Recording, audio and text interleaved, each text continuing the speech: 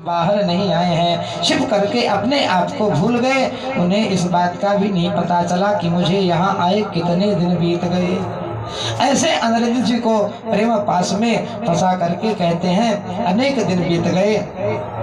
तब सुखदेव जी कहते हैं कि हे परीक्षित ताम तथा यदुवीरेण भुज्यमानां हतव्रतां हेतुभिर्लक्ष्यां चक्रुराप्रीतां दुर्वक्षदैः। कहते हैं कि अब किसी पुरुष से मिलने के कारण जो उषा का शरीर कुछ दूसरे ढंग से हो रहा है।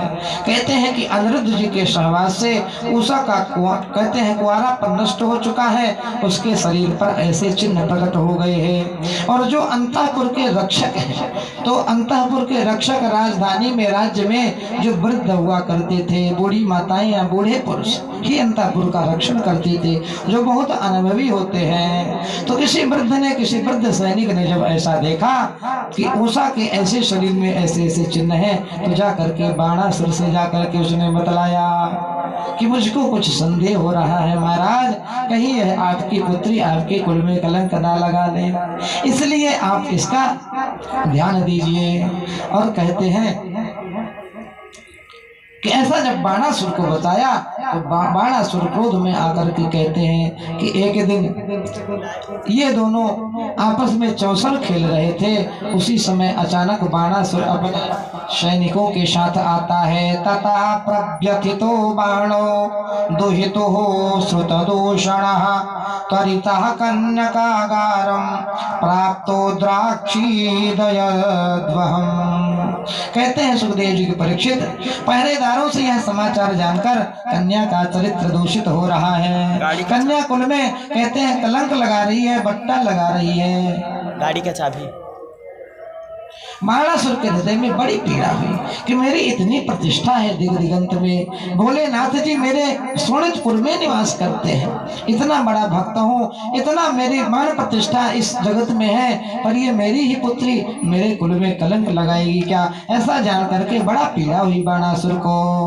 कामात्मजं तम भुवनैक सुंदरम श्यामं पिशांगांबरमं भुजेक्षणं बृहदभुजं कुंडल कुंतल त्विषा स्मितावलोके न च मंडिताननम। कहते हैं कि झटपट कहते हैं अपने सैनिकों के साथ उषा के महल में जाकर के उसने जब देखा तो वहां अनिरुद्ध जी बैठे हुए हैं।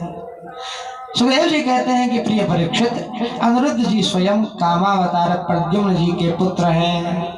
काम के अवतार प्रद्युम्न जी उनके पुत्र अनिरुद्ध जी हैं। तो जो काम कितने सुंदर हैं, और त्रिभुवन में उनके जैसा सुंदर कोई नहीं, कोटि मनमथ लावण्य। और कहते हैं भगवान कैसे हैं? करोड़ों कामदेव जिन पर न्यौछावर हो जाए तो उन भगवान के ये नाती हैं। तो कहते हैं त्रिभुवन में उनके जैसा सुंदर और कोई था ही नहीं। सांवला सलोना शरीर, उस पर पीतांबर फहराता हुआ, कमल के समान उनके सुंदर सुंदर नेत्र हैं, घुघराली अलके कुंडल झिलमिलाते हुए, और होठों पर मंद मंद मुस्कान, ऐसी परम्परी चितवन से मुख की शोभा अनूठी हो रही है। इस प्रकार का दृश्य कहते हैं जाकर के जब बाणासुर अपने सैनिकों के साथ देखता है, और बगल में उसकी जो बेटी है वह सज धज करके एक ओर बैठी हुई है, और पासे खेल रहे हैं दोनों।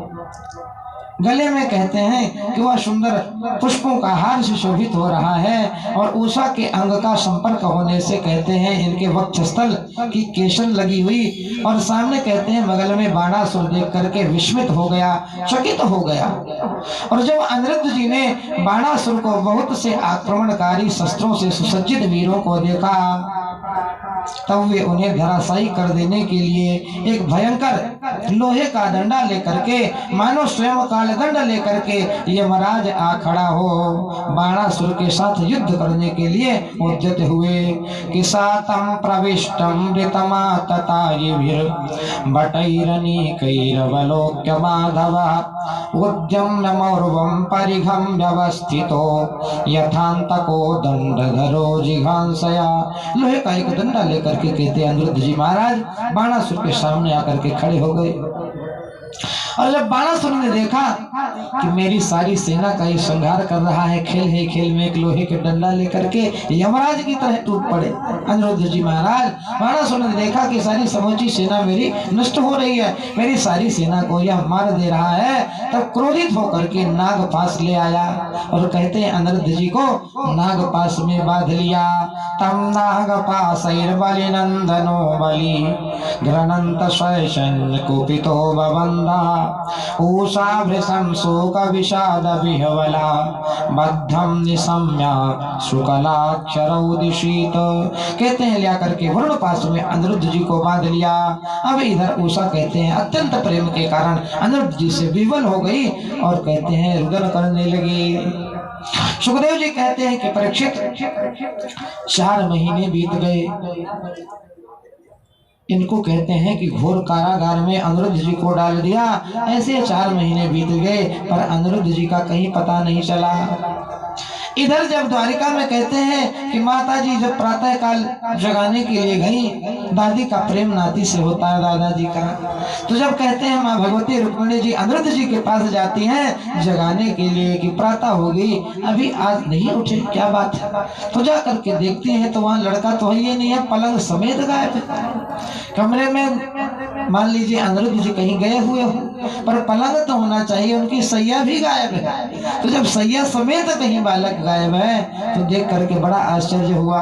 और जाकर के जब बताती हैं पूछा गया तो कहते हैं सुदर्शन जी जो पहरेदार हैं उनसे पूछा गया कि भाई क्या बात है, आप तो इस नगरी द्वारिकापुरी का रक्षण करते हैं, कौन आया कौन गया आप सबका हिसाब रखते हैं, तो बताइए कि अनिरुद्ध जी कहाँ चले गए, पूरी द्वारिका में नहीं है। तब उन्होंने कहा कि महाराज मैं तो कुछ नहीं जानता, अर्धरात्रि के समय नारद बाबा मेरे पास जरूर आए थे, हो सकता है नारद बाबा जब आए थे तभी कुछ हुआ हो, क्योंकि मैं उन्हीं के कारण थोड़ा सा कुछ क्षण के लिए मैं रुका था। तब भगवान समझ गए, नारद जी को बुलाते हैं। नारद जी आकर के सारा वृत्तांत बताते हैं कि भगवान ऐसी ऐसी बात है, शोणितपुर के जो राजा बाणासुर हैं उनकी बेटी जो उषा है वह आपके नाती से अनिरुद्ध से प्रेम करती है और अनिरुद्ध जी भी उससे प्रेम करते हैं। और कहते हैं ऐसे 4 महीने जब व्यतीत हो गए तब कहते हैं नारद जी ने जब यह बात बतलाई तब भगवान कहते हैं सारे यदुवंशियों को लेकर के भगवान बलराम और प्रद्युम्न जी सब शाम भगत आदि मिल करके कहते हैं शोणितपुर में चढ़ाई कर दिया है, यह जान करके कि हमारे अनिरुद्ध को कैद में रखा हुआ है। उसकी पुत्री उषा और अनिरुद्ध दोनों ही परस्पर एक दूसरे को प्रेम करते हैं, इनको तो विवाह कर देना चाहिए, परंतु इसने हमारे पुत्र को कैद में रखा हुआ है। ऐसा जानकर के सभी यदुवंशियों को लेकर के शोणितपुर में चढ़ाई कर दिए कि प्रद्युम्नो युधानश्च गदः सांबोथ सारणः नंदोपनंद भद्राद्या रामकृष्णानुवर्तिनः। कहते हैं कृष्ण बलराम जी के साथ उनके अनुयायी सभी यदुवंशी प्रद्युम्न सात्यकी गद शांब सारण नंद उपनंद भद्र आदि कहते हैं चारों ओर से बाणासुर की राजधानी को घेर लिए शोणितपुर को। और जब बाणासुर ने देखा यदुवंशों की सेना नगर के बाहर नगर के अंदर भी उद्यानों में परकोटों में कहते हैं सिंह द्वारों को तोड़ फोड़ रही है, सारे शोणितपुर को नष्ट कर रही है इन यादवों की सेना, तब उसको बड़ा क्रोध आया। और कहते हैं वह भी जब क्रोधित होकर के कहते हैं 12 अक्षौणी सेना लेकर के नगर से बाहर निकल पड़ा कि बाणार्थे भगवान रुद्र ससृतैः प्रमथैर्वृतः आरुह्य नंद वृषभम युधे राम कृष्णयोः।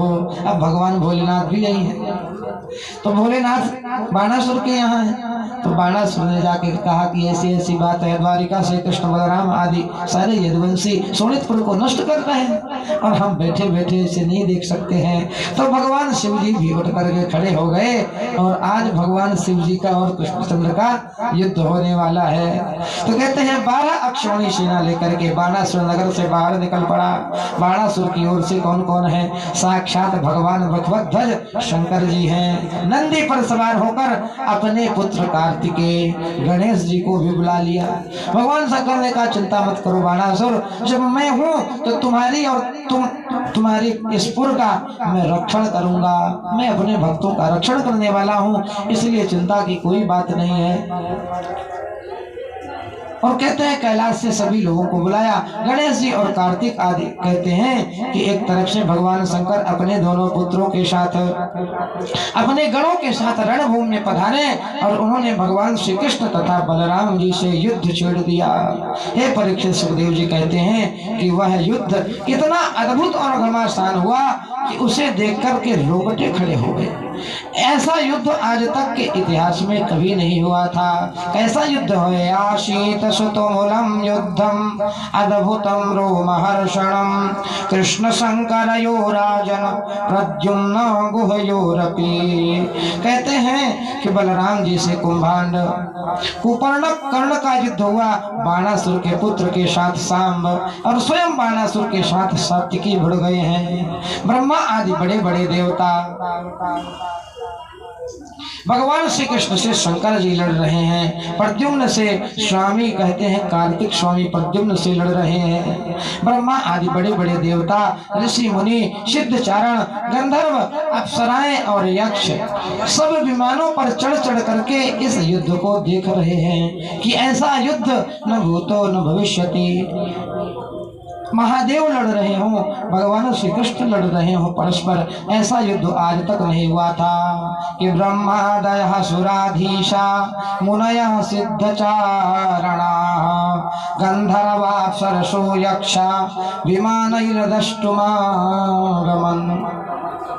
कहते हैं ब्रह्मा आदि जो देवता हैं, इंद्र आदि देवता हैं, यक्ष गंधर्व आदि अपने अपने विमानों पर कहते हैं चढ़ करके आकाश में इस युद्ध को देख रहे हैं। भगवान कृष्ण ने अपने सारंग धनुष से तीखी नोक वाले बाणों से शंकर जी के अनुचर भूत प्रेत आदि को कहते हैं मार मार के खदेड़ना प्रारंभ कर दिया। कहते हैं पिनाक पानी शंकर जी ने भी भगवान कृष्ण पर भांति भांति के अनेक प्रकार के दिव्य अस्त्रों का प्रयोग करने लगे, परंतु भगवान कृष्ण के बिना किसी प्रकार के विस्मय के उन्हें विरोधी शस्त्रों से शांत करने लगे। अब एक दूसरे के ऊपर कहते हैं अनेक दिव्यास्त्र दोनों छोड़ रहे हैं। एक तरफ से भगवान श्री कृष्ण अनेक दिव्यास्त्र चला रहे हैं, दूसरी तरफ से उसका संवरण करने के लिए भगवान भोलेनाथ भगवान श्री कृष्ण ने कहते हैं ब्रह्मास्त्र, जब भगवान भोलेनाथ ने ब्रह्मास्त्र चलाया तो उसकी शांति के लिए ब्रह्मास्त्र का, वायव्यास्त्र के लिए पर्वतास्त्र का आदि का प्रयोग करने लगे। कहते हैं इस प्रकार भगवान शंकर ने अपना कहते हैं पशुपतास्त्र जब चलाया तो भगवान श्री कृष्ण ने नारायण अस्त्र का प्रयोग कर दिया। ब्रह्मास्त्रस्य च ब्रह्मास्त्रम वायव्यस्य च पार्वतम आग्नेयश्च च पार्जन्यम नैजम पाशुपतस्य च। ऐसे भगवान ने जब पर्वतों का बाण चलाया तो एक तरफ से शिव जी ने वायु वेग ऐसा बाण चलाया जिससे कहते हैं पर्वत को आकर के रोक लिया। भगवान शंकर ने अपना त्रिशूल चलाया तो भगवान श्री कृष्ण ने सुदर्शन चक्र चला दिया है। ब्रह्मास्त्र के ऊपर ब्रह्मास्त्र चलाए जा रहे हैं। तब भगवान ने कहा कि इसके बाद भगवान कृष्ण ने एक जिम्भ्रणास्त्र से, कहते हैं जिम्भ्रणास्त्र ऐसा है जिससे मनुष्य को जुम्हाई आने लगती है, आलस्य आ जाता है। तो महादेव जी के ऊपर जब ये अस्त्र चलाया तो महादेव जी मोहित हो गए और कहते हैं मोहित होकर के युद्ध से विरत हो गए, आलस्य आ गया, जुम्हाई आने लगी। तो मोहयित्वा तु गिरिशं जिम्भ्राणास्त्रेण जिम्भृतं बाणस्य प्रतनां सौरिर्जघानासि गदेषुभिः। अच्छा, भगवान भोलेनाथ तो चाहते भी है, भगवान के बिना इच्छा से युद्ध थोड़ी होता है। भगवान ने कहा था कि जिस दिन तेरी ध्वजा गिर जाएगी उस दिन तेरा कोई तेरे जैसा लड़ने वाला आएगा। तो भगवान कहते हैं कि जब ऐसा अस्त्र चलाते हैं भगवान जमाई लेने लगे तब भगवान शंकर जी कहते हैं जब एक तरफ हो गए, युद्ध से विरत हो गए, तो भगवान श्री कृष्ण अपनी खड्ग निकालते हैं और खड्ग से कहते हैं कि बाणासुर के पास पहुंच करके बाणासुर की जो भुजाएं हैं सहस्त्रों भुजाओं को काट काट करके जैसे मूली गाजर की तरह भगवान ने सब काट दिया। और कहते हैं कि उसके अंग अंग से रक्त की धारा बहने चली। रणभूमि को छोड़कर अपने वाहन मयूर द्वार से वह भाग निकले। बलराम जी ने अपने मूसल की चोट से कुंभांड और कुपर्णक को घायल कर दिया, वह रणभूमि में गिर गए। इस प्रकार अपने सेनापतियों को हताहत देखकर बाणासुर की सारी सेना तितर बितर हो गई। अब कहते हैं कि जो रणोन्मत्त बाणासुर ने अपने 1000 हाथों से जैसे भगवान पर बाण चलाए, और भगवान ने कहते हैं कि भगवान शिव जी को एक तरफ करके इसके सारे हाथों को भगवान ने काट दिया है। उसी समय कहते हैं कि एक इसकी धाय माँ है जो इसका पालन पोषण की थी। तो धाय माँ आकर के कहते हैं जब भगवान इसके हाथों को काटने लगे, उसी समय धाय माँ, अब कोई लड़ने वाला तो था नहीं, तो उस माँ ने अपने पुत्र बाणासुर के रक्षण के लिए कहते हैं कि अपने वस्त्रों को उतार करके भगवान के सामने आकर के खड़ी हो गई। तब भगवान कहते हैं वहीं पर रुक गए, नहीं तो कहते हैं बाणासुर। वैसे भी भगवान ने आगे जाकर के कहते हैं कि हे भोलेनाथ से कि हे प्रभु, मैंने प्रहलाद के बाद जब बलि को मैंने वामन रूप में आकर के दर्शन दिया, उसी समय मैंने कह दिया था कि मैं अब इस वंश में किसी को नहीं मारूंगा। तो वैसे भी मैं इसको मारता नहीं, पर इसका इतना अहंकार था, इसको खत्म करना तो आवश्यक ही है। कि नमामि त्वानंत शक्तिं परेशं सर्वात्मानं केवलं व्याप्ति मात्रं विश्वोत्पत्ति स्थान संरोधयेतुं यत्तद् ब्रह्मा ब्रह्मलिंगं प्रशा